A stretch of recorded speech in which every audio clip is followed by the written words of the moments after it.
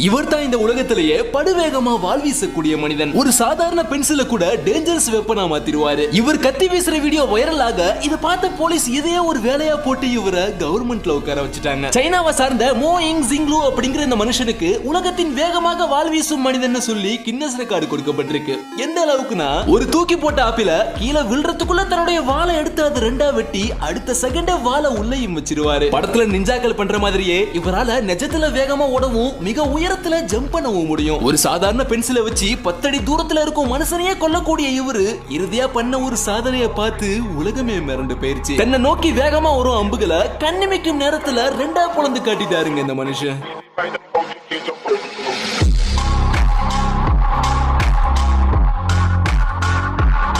இவர் தான் இந்த உலகத்திலேயே படுவேகமா வாள் வீசக்கூடிய மனிதன். ஒரு சாதாரண பென்சில கூட டேஞ்சரஸ் வெப்பனா மாத்திடுவாரு. இவர் கத்தி வீசுற வீடியோ வைரல் ஆக இத பார்த்த போலீஸ்